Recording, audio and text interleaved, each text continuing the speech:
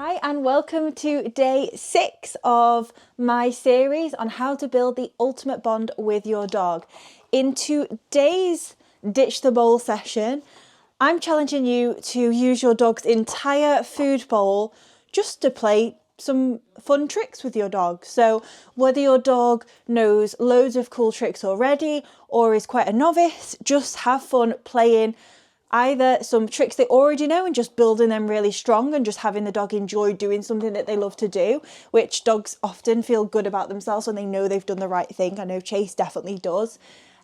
Or maybe use the bowl to teach them a new trick or start the process of teaching them a new trick. There are loads of tutorials on my video of some tricks that I've taught Chase, so check those out if you want any inspiration. And I'm just going to give you some examples of some of the stuff that I'm going to work with on Chase while he earns his food today. But yeah, this is really just a freestyle session, and it's just down to you to use this food to just have fun and, oh, I've lost that one. There you go. And just really engage with your dog playing some tricks. So tricks I find are a really great way of building a bond because it relies strong communication, especially when you're teaching your dog a new trick. It requires a lot of patience.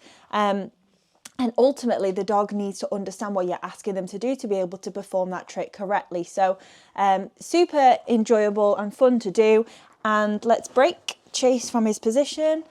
And what I really like to do in any kind of trick sessions like this is to try and chain together various sequences of different tricks so that the transition in between tricks is something that he also has to learn. If I change the order that I ask him to perform certain tricks, then he's learning different transitions as well. So for example, he's currently in a sit. If I ask for a stand,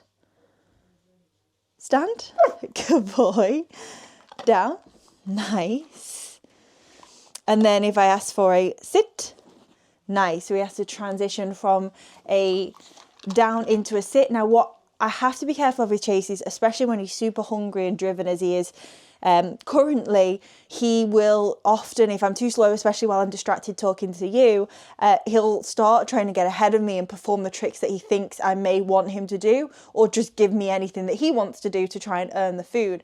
So I need to really slow him down and make him focus and calm down and just perform the tricks when I ask him to do so. So what I want him to work on is holding that position for as long as it takes until I give him the next trick of the sequence. So at the moment he finds holding her down fairly easy, but if I was to put him in a sit, there's a strong chance that he might break that position if I was to wait a few minutes. So I'll show you and see how he does now. So sit. So if I reward that, nice. And if I just wait, okay, so he is being good and not breaking that position. So then I'm going to reward again in that position because I know that's one that he would normally break early. And then stand. Stand. Nice. And we're going to go, see that one, he's given me another sit and drop the stand. So I'm going to put him back in a stand. Bow. Stand. Bow. Break. Nice. Bow. Stand. Bow. I'm going to reward in position there just to get him to hold it a little bit longer. We don't want that bum to drop too early, so it has there. So again, reset, stand, bow, stand, bow. Very nice. And I want today really to just be break, to just kind of test where your dog's at with trick training. So if it's just the basic commands and you want to start learning something new, this is a great opportunity to do that. So pick a trick that you've never taught your dog before and have fun just getting started with that. Or if they already have quite a lot of tricks they like to do, what I find with Chase is it's really important to keep working on those to polish them and make them as clean as possible, which some of them definitely aren't there yet. So that's what we're going to be working on now. So we're going to just do one more bow. So stand, bow. But he can't yet, so one that I will need to work on is go from a down to lift his bum to a bow. I'm not quite sure how I'm going to teach that. I need to give that one a go. So he only knows bow from stand, stand, bow. Nice. Break, break. I just want to try and get the break in there before he drops position. And then one of my favourites is pretty, and he loves doing that one as well. So a bit of it's your choice if he goes for the food. Okay. Then I can always do an it's your choice just to make sure that he's waiting for my command. And we can do another pretty. Break. And I think it's also important to make sure that your dog can do the trick both from a verbal and a hand signal, verbal cue or a hand signal. So I teach both of those to Chase, and I tend to rely more on the verbal, or that's the end goal, to have him be able to do it just off a verbal. But sometimes if he's struggling a bit like he was with bow, then I can use my hand signal, which is that for bow, just to kind of help remind him and give him that extra prompt without having to repeat the verbal cue. So what else? So we're going to go down. He's not actually done a rollover in a long time, so let's see if he can remember that. Over. Oh, over. Good boy. Very nice.